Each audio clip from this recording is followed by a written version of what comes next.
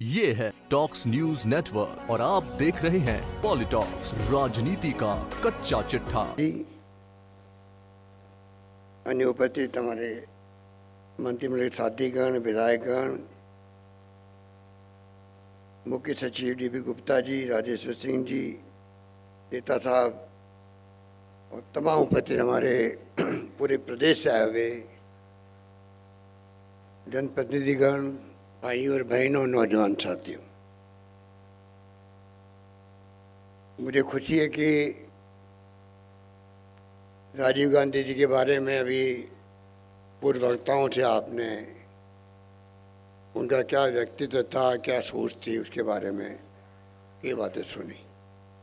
आप मेरे अधिकांश लोग जो ज़माने के दरमियान में अपने आप को समर्पित किए हुए थे कांग्रेस के लिए, उनको मालूम है कि एक ऐसा व्यक्ति, नौजवान 42 साल की उम्र में जो देश का प्रधानमंत्री बन गया हो, वो भी एक हादसे की बात में।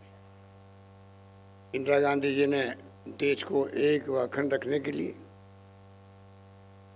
आतंकवादियों का मुकाबला किया, खालिस्तान नहीं बनने दिया, और जो एक्शन किया मिलिट्री का, उसके बाद में उनको एहसास था कि मेरी जान जा सकती है। मैं उनका डिप्टी मिनिस्टर था, मेरी चर्चा भी हुई थी उनसे। उन्होंने कहा था कि हो सकता है कि जान चली जाए। और आपको याद होगा कि उड़ीसा के अंदर उन्होंने कहा था मरने के एक दिन पहले ही कि हो सकता है मेरी जान चली जाए, पर अगर मेरी जान जाएगी तो मैं विश्वास के साथ कह सकती हूँ मेरे खून का एक एक कतरा देश को मजबूती प्रदान करेगा। और वास्तव में जान चली गई। और अचानक ही राजीव गांधी, जो अखिल भारतीय कांग्रेस कमेटी के महामंत्री थे, सांसद थे, उनको प्रधानमंत्री पद की शपथ दिलाई गई। नौजवान थे, 42 साल के थे। पूरा देश देख रहा था किस प्रकार ये शासन संभालेंगे, क्या होगा। चुनाव हुए, आपके आशीर्वाद से भारी बहुमत से 542 में से 404 सीटें जीती कांग्रेस। और बीजेपी उस वक्त सिर्फ 2 पे आ गई। 542 में 2 सांसद थे बीजेपी के, 404 थे कांग्रेस के। हम लोग सांसद संसद में थे। उन्होंने जिस प्रकार से शासन किया, देश में दुनिया के दौरे किए, अमेरिका गए, पूरे देश को गर्व हुआ जिस प्रकार से उन्होंने इस देश की भावनाओं को, देश की जनता की भावनाओं को प्रेजेंट किया राष्ट्रपति रेगन के सामने। देश चकित रह गया। जो प्रेस कॉन्फ्रेंस हुई थी उस वक्त में राष्ट्रपति रेगन के साथ में, तो देश का मान सम्मान बढ़ा दुनिया के मुल्कों का। एक नौजवान प्रधानमंत्री जिनका एक सपना है देश के लिए, उन्होंने खुद ने कहा था मैं युवा हूँ, मेरा एक सपना देश के लिए 21st सेंचुरी में हम जाएंगे, देश को ले जाना चाहते हैं। मैंने कल भी कहा था, लोग उस वक्त समझे नहीं थे कि 15 साल के बाद में सते जाएगा 21वीं सदी में देश और दुनिया। तो राजीव गांधी क्या चाहते हैं? वो ये चाहते थे कि हम इतनी मेहनत करें जिससे कि हम इस लायक बन सकें नई शताब्दी में कि जो विकसित राष्ट्र है दुनिया के अंदर, जहाँ पर हमारी तरह गरीबी अमीरी का बहुत बड़ा भेदभाव नहीं है, जहाँ के किसान खुशहाल है, जहाँ के मजदूर हमारी तरह के संघर्ष नहीं करते हैं, जहाँ के व्यापार उद्योग चौमुखी बहुत प्रगति है, साइंस में विज्ञान में, तकनीकी के अंदर वो मुल्क बहुत आगे निकल गए हैं, चांद तक पहुंच गए हैं, सुपर पावर कहलाते हैं, चाहे अमेरिका हो, इंग्लैंड हो, जर्मनी हो, जापान हो, फ्रांस हो। तो क्यों नहीं हम अपने मुल्क को भी इस रूप में विकसित करें, मेहनत करके, जिससे हम भी उनके मुकाबले में आके खड़े हो सकें। गरीबी और अमीर में भेद है, तो बहुत बड़ा गैप है, वो गैप सिकुड़ जाए, बहुत कम हो जाए, ये सोच करके उन्होंने जो बात कही थी, और मेरे पूर्व वक्तों ने कहा, आपको 6 मिशन बनाए थे, अलग अलग विषय होंगे जो आपने सुना, और उसका परिणाम आपके सामने है। उसमें एक तो आईटी का जो विशेष रूप से जिसके लिए चर्चा होती रहती है, और मोबाइल फ़ोन, इंटरनेट, ईमेल की सुविधाएं, ऑनलाइन बैंक खाते, चाहे एयरपोर्ट हो, चाहे वो रेलवे हो, चाहे बस स्टैंड हो, आपको टिकट किस प्रकार मिल रहे हैं, जिस प्रकार से आईटी का प्रयोग देश में, दुनिया में हो रहा है, देश में होने लग गया। टेलीफोन के बूथ गली गली में खुलने लग गए थे पहले। उसके पहले क्या होता था, अभी सचिन पायलट जी बता रहे थे आपको, बात नहीं हो पाती थी। एक क्रांति हो गई। आज आपके हाथ में मोबाइल फ़ोन है, वो दुनिया में क्या हो रहा है सबकी जानकारी आप ले सकते हो। गूगल के माध्यम से किसी भी नेता की, किसी भी साइंटिस्ट की, जो आज दुनिया में है अथवा नहीं है, आप पता कर सकते हो बैकग्राउंड उसका। हर क्षेत्र में, शिक्षा के क्षेत्र में, स्वास्थ्य के क्षेत्र में, जो जानकारी आप प्राप्त करना चाहते हो प्राप्त कर सकते हो। ये क्रांति नहीं तो क्या है। किसी ने कल्पना की थी कि मोबाइल फ़ोन कभी आएगा? 10 बटन दबाते आप दुनिया से जुड़ जाओगे। ये राजीव गांधी की सोच थी। हर क्षेत्र में उन्होंने जिस प्रकार से सोच रखी अपनी, वही विषय रखे गए 2 दिन, कल और आज। जिन जिन क्षेत्रों में रुचि दिखाई विशेष रूप से, उसमें एक आपका ये 73-74 अमेंडमेंट भी है, जिसके माध्यम से आज आप सबको यहाँ बुलाया गया। मुझे खुशी है कि इतनी बड़ी तादाद में ऊपर नीचे से बैठे हुए आप लोग हैं, पंचायत राज से जुड़े हुए हैं। आप पे बहुत बड़ा विश्वास किया राजीव जी ने, नौजवानों पर विश्वास किया। 18 साल के नौजवान को मताधिकार का अधिकार दिया। आपने सुना होगा उस वक्त में उन्होंने कहा था, 1 रुपया बेचते हैं दिल्ली से तो गांव में खर्च होते होते सिर्फ 15 नए पैसे पहुँचते हैं। ये फेमस कोड उनका हुआ था, और लोगों ने आलोचना भी करी थी कि अगर आप खुद ही, प्रधानमंत्री खुद ही कह रहा है कि 1 रुपया बेचता हूँ दिल्ली से तो गांव तक खर्च होते होते 15 पैसे ही पहुँचते हैं, बाकी बीच में ही चाहे करप्शन में खर्च हो जाए, चाहे और किसी कारण से खर्च हो जाए, पर विकास के लिए खाली 15 पैसा होता है। तो सीधा उन्होंने पंचायतों को कैसे सशक्त करें, किस प्रकार सीधा पैसा पंचायतों में जाए, ये उनकी शुरुआत की हुई बात थी। उन्होंने जिस प्रकार से अमेंडमेंट करके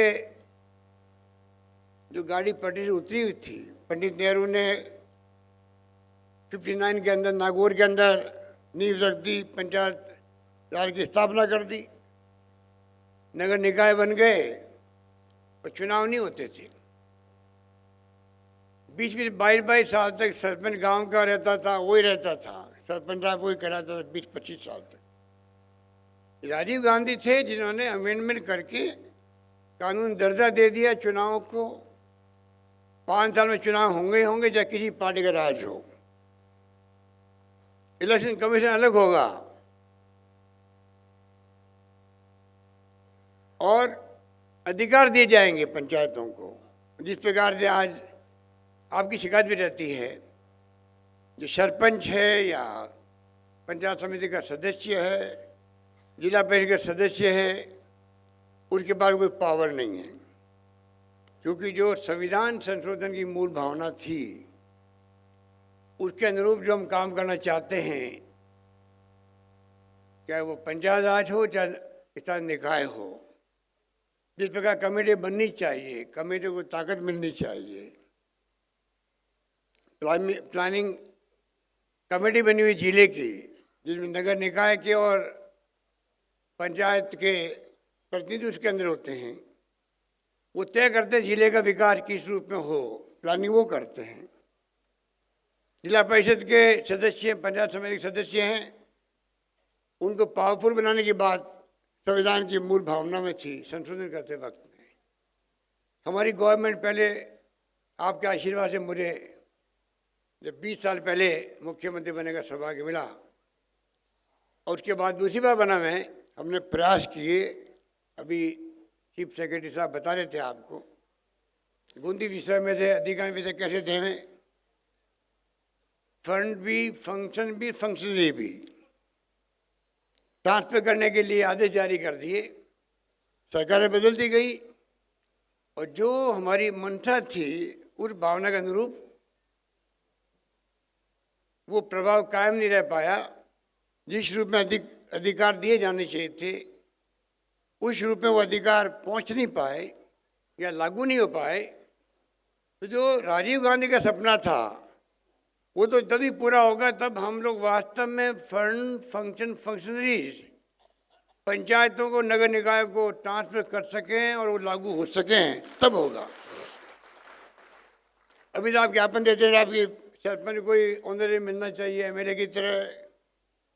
पंचायत समिति के सदस्यों को क्या मिले, बहुत कम मिलता है। मीटिंगों के अंदर जिला परिषद सदस्यों को कुछ मिलता नहीं है। ये वारी मांगे आपकी, पर हालात ये नहीं है सरकारों के कि इस प्रकार से वो सब कुछ दे सके। पर जिस प्रकार से फाइनेंस कमीशन बनाया गया कि किस प्रकार से ट्रांसफर हो स्टेट गवर्नमेंट रेवेन्यू का हिस्सा पंचायत समितियों को, जिला परिषद को, नगर निकाय को अलग कमीशन बना के तय करते। तो मैं आपसे निवेदन करना चाहूँगा, कहने को बहुत सारी बातें हैं क्योंकि लंबा सफर हो गया है।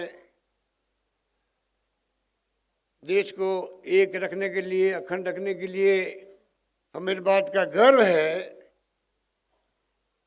कि जिस प्रकार महात्मा गांधी की रहनुमाई के अंदर जंग लड़ा गया अहिंसा के रास्ते पे चल करके, वो स्वर्णिम अक्षरों में लिखा गया दुनिया के मुल्कों के अंदर।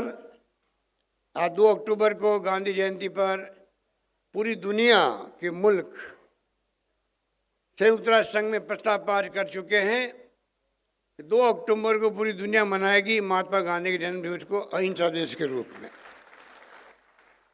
ये हमारे लिए गर्व की बात है कि महात्मा गांधी हमारे मुल्क के राष्ट्रपिता, जिनके जन्म दिवस को जहाँ पूरी दुनिया में खून खराबा होता है, हिंसा होती है, आतंकवाद फैला हुआ है, तभी दुनिया मना रही है अहिंसा दिवस के रूप में।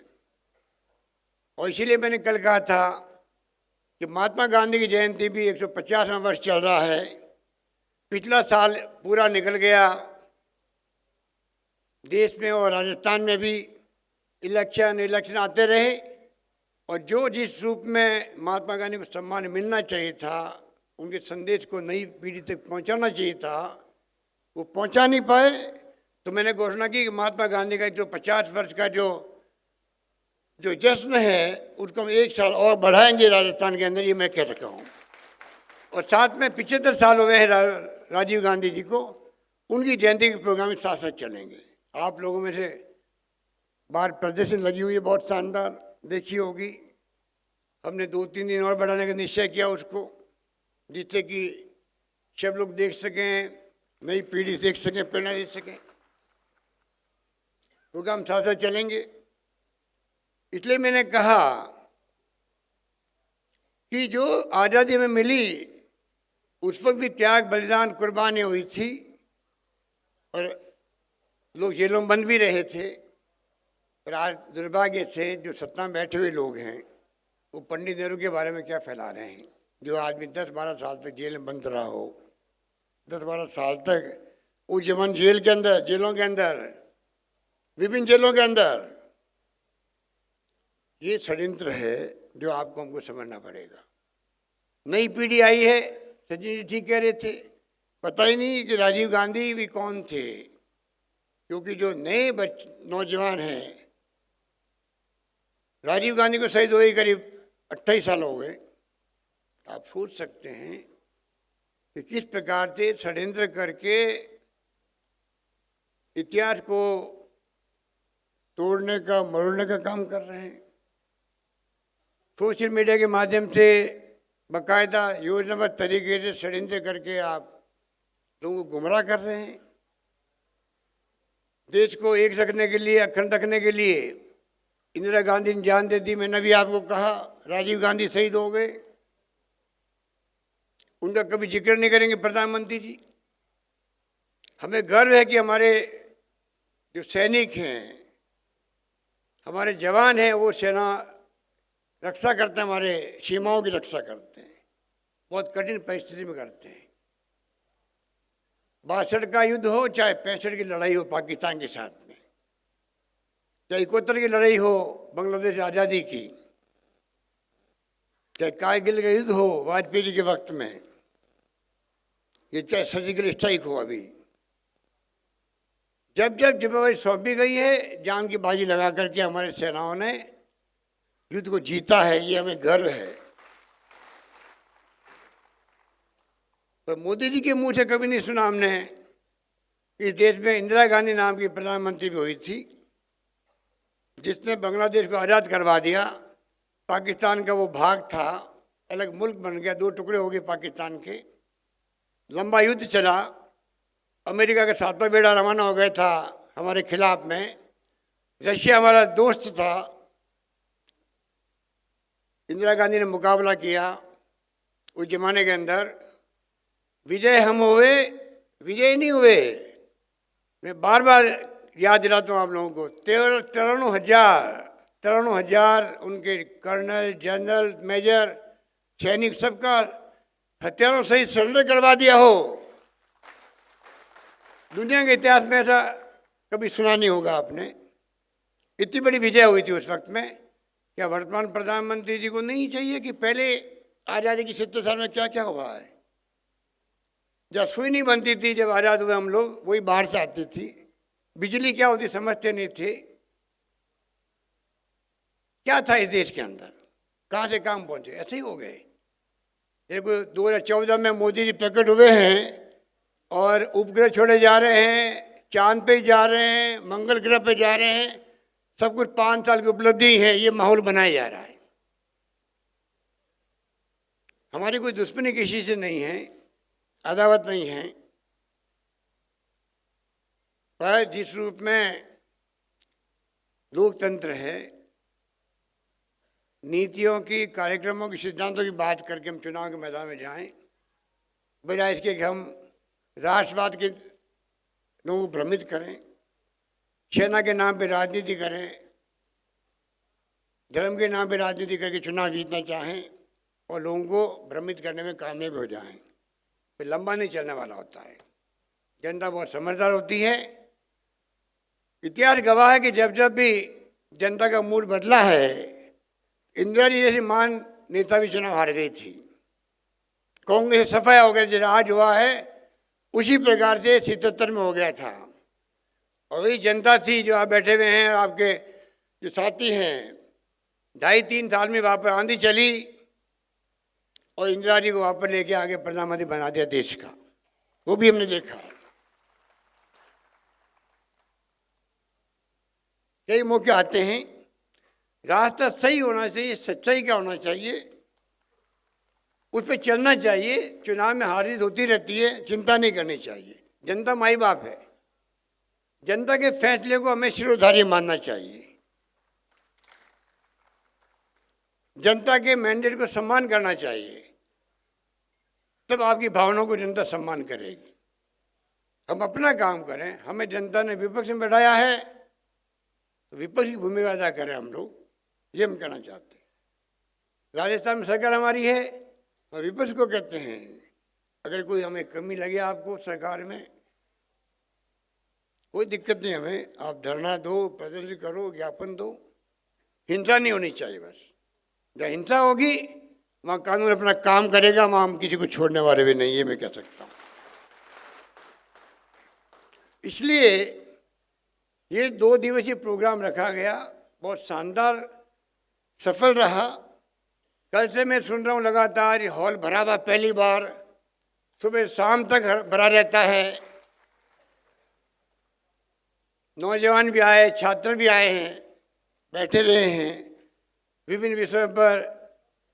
जो हमारे सतीश जी और पांडे जी से बैठे हुए हैं और कई हमारे जो प्रधान साहिबा और प्रमुख साहिबा सब बोले हैं, अपनी बात कही है। प्रमुख साहब ने भी और प्रधान साहब ने भी, सरपंच साहब ने भी, मेयर साहब ने भी, और एक महसूस करवाया कि जनप्रतिनिधि बैठे हुए हैं।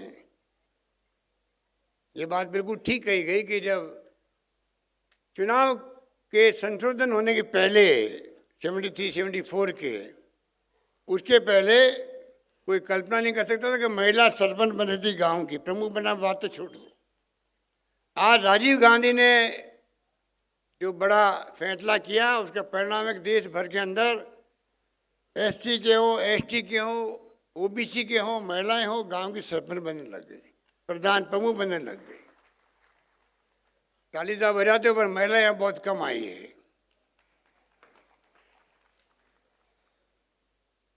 संख्या बहुत बड़ी है जीती हुई की। और ये बिल्कुल ठीक आ गया कि जब पहली बार जीती वो, तब वो घूंघट निकाल गई। सरपंच हो, चाहे प्रधान हो, चाहे प्रमुख हो, उनके नाम से पति काम करते थे। हम लोग जाते मीटिंगों में तो हाथ मिलाता पति, साहब मैं सरपंच हूँ, भाई बैठ दो, मंच पे बैठ जाते थे। मीटिंग खत्म होती मालूम पड़ता ये सरपंच नहीं, पत्नी नीचे बैठी हुई है।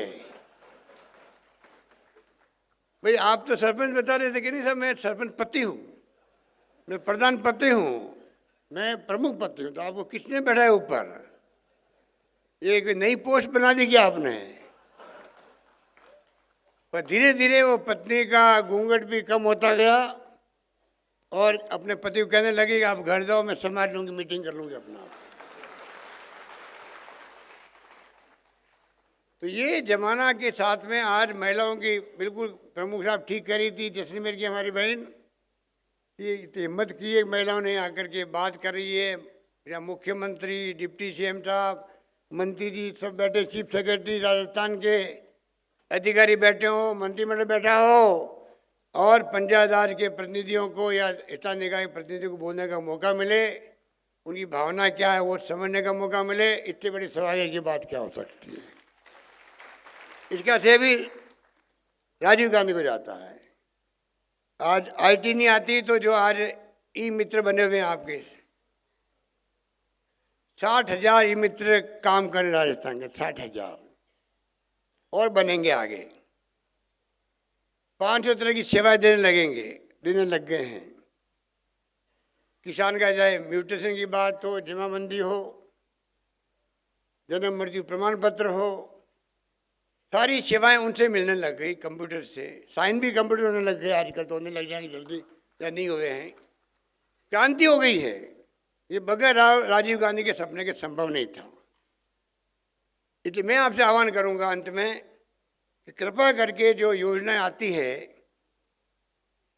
क्योंकि इस देश को अगर आगे बढ़ाना है, तो मैं आपको एक पंडित नेहरू का कोट सुनाऊं पहले, जब उन्होंने कहा था भारत गरीब है क्योंकि भारत के गांव गरीब हैं। यदि भारत के गांव धनी हो जाते हैं तो भारत भी अमीर देश हो जाएगा। पंचायतों को अधिक शक्तियाँ दी जानी चाहिए। हम चाहते हैं कि गांव में ग्रामीणों का स्वराज्य हो, पंडित नेहरू। और यही भावना थी गांधी जी की कि दिल्ली में बैठ करके 50-100 लोग राज नहीं कर सकते हैं, राज गांव तक जाना चाहिए, ग्राम पंचायत तक जाना चाहिए। इसलिए वार्ड पंच, सरपंच से लगा करके पूरा पिरामिड बना। इसलिए जब हमारे उन लोगों ने जो आज हमारे बीच नहीं हैं, जिन्होंने देश को आज़ाद करवाया, उनकी ये भावनाएं थी, तो हमारा फर्ज बनता है कि कानून में संशोधन होते गए हैं आज़ादी के बाद में। दोनों संशोधन बहुत इम्पोर्टेंट, 73-74 और साथ में जो आईटी का सोच था राजीव गांधी का, उसके कारण से अब आपको जो उनकी सोच थी कि सत्ता के विकेंद्रीकरण भी हो, पंचायतों को अधिकार और सशक्त हो, महिलाएं भी, सभी लोग, सेवाएं मिले गांव में बैठे बैठे, मोबाइल फ़ोन की क्रांति हो गई, इंटरनेट की सेवाएं आ गई। अब मैं आपसे अपील करना चाहूँगा कि सरकारें चलती हैं, आप जैसे प्रतिनिधि से कामयाब होती है। हमारे जो वार्ड पंच है, चाहे वार्ड पंच है, चाहे वो सरपंच है, चाहे पंचायत समिति जिला परिषद के सदस्य हैं, चाहे प्रमुख या प्रधान हैं, नगर पालिकाओं के मेयर है या मेंबर हैं, और बाकी हमारे कार्यकर्ता हैं। जो सरकार घोषणाएं करती है, बजट पेश करते हैं वित्त मंत्री, जो मैंने किया आपके आशीर्वाद से, परंतु घोषणा होनी एक बात है, लागू होनी दूसरी बात होती है। वक्त भी लगता है, प्रक्रिया पूरी होती है। कई गरीब लोगों को पता ही नहीं पड़ता है कि क्या योजना आई है मेरे लिए। अगर हम जनप्रतिनिधि, बिल्कुल सचिन जी ने ठीक कहा कि पढ़े लिखे हैं या नहीं हैं, जो अचानक कर दिया गया वो गलत काम किया फिर सरकार ने, कि जो गांव के सरपंच का और सबकी क्वालिफिकेशन कर दिया आपने, पढ़े के साथ जोड़ दिया आपने। जोड़ना था तो आपको आगे जोड़ना चाहिए था कि 10 साल के बाद में, 20 से 15 साल के बाद में हम आपको मौका देते पढ़ने का, वरना बिना भी शर्त लगाएंगे। कोई कारण नहीं था, इस प्रकार फैसला कर दिया गया, उसको हमें हटाना पड़ा। जब एमएलए एमपी बन सकता है, मंत्री मुख्यमंत्री बन सकता है अनपढ़ आदमी, तो गांव के सरपंच तो खुद अपना आप में होशियार होता है गांव की पंचायती करने के अंदर, उसको आप कैसे महरूम रख सकते हैं। सरकार बनते ही पहला फैसला नहीं किया, शैक्षणिक जो योग्यता का रड लगा हुआ था उसको हटाया। अब नए सिरे चुनाव होंगे, नगर निकाय चुनाव डायरेक्ट होंगे, नई शुरुआत होगी। तो मैं आपसे अपील करना चाहूँगा, जो योजना हमने लागू की है, घोषणाएं करी है, कृपा करके उनको गांव के उस गरीब तक जो समझ नहीं पा रहा है उस तक बात पहुंचनी चाहिए। चाहे वो मेडिकल की योजना हो, शिक्षा की हो, लोग कल्याणकारी योजनाएं लागू करते हैं हम लोग सामाजिक न्याय के लिए, चाहे वो हम लोग सोशल सिक्योरिटी के माध्यम से पेंशन देते हैं।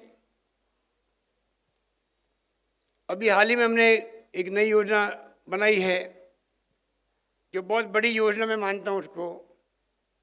गरीबों के अंदर आप जानते हो कि लड़कियों की शादी करने में मुश्किल होता है, पैसा नहीं होता गरीब के पास। ऐसे गरीब भी हैं जो कई बार शादी नहीं कर पाते टाइम पे बच्ची की। हमने कहा है सरकार, पहले हमने SC ST OBC के लिए किया था, फिर हमने कहा है कि SC ST OBC माइनॉरिटी नहीं बल्कि तमाम BPL के लोग किसी कौम के हैं, 21,000 रुपये मिलेंगे, लड़की की शादी मिलेंगे, सबको मिलेंगे। अब ये योजना बना दी हम लोगों ने, विज्ञापन भी आएंगे, सब आएंगे। तो मैं आपको कह सकता हूँ मेरे अनुभव से, फिर भी कई बार इसका लाभ जिसको चाहिए उसको इसलिए नहीं मिल पाता है क्योंकि हम उस तक बात पहुँचा नहीं पाते, और उस बात पहुँचती नहीं है। क्योंकि मैं 20 साल पहले मैंने एक योजना बनाई थी, उसका नाम था मुख्यमंत्री जीवन रक्षा कोष, उस जमाने के अंदर 20 साल पहले, और कोई उसकी लिमिट नहीं थी खर्च की। चाहे 5,000, 50,000, 1 लाख, 2 लाख, 5 लाख खर्च हो, पूरा पैसा BPL के लिए सरकार खर्च कर रही थी इलाज के लिए उस जमाने के अंदर। फ्री मेडिसिन की स्कीम में बाद में लेके आया, दूसरी बार लाया मैं अभी निःशुल्क दवाई योजना। तो उस वक्त हमने लागू की थी योजना मुख्यमंत्री जीवन रक्षा के नाम से। तो मुझे अफसोस है, कहते हैं कि 5 साल तक हम बोलते गए पर सबको इतना ही नहीं मिल पाए, पूरा लाभ उठा नहीं पाए जनता के, हमारे आम लोग। तो आज जनप्रतिनिधि बैठे हैं आप लोग, यही बात कहता हूँ, मैं अपनी बात समाप्त करता हूँ। आप लोग बड़े चाव से आए हो, सुन के आए हो, और राजीव गांधी के संदेश को लेके जाएं और जाकर के आप लोग अपने गांव में उसकी बात को फैलाएं। धन्यवाद, जय हिंद, धन्यवाद। ये है टॉक्स न्यूज नेटवर्क और आप देख रहे हैं पॉलिटॉक्स, राजनीति का कच्चा चिट्ठा।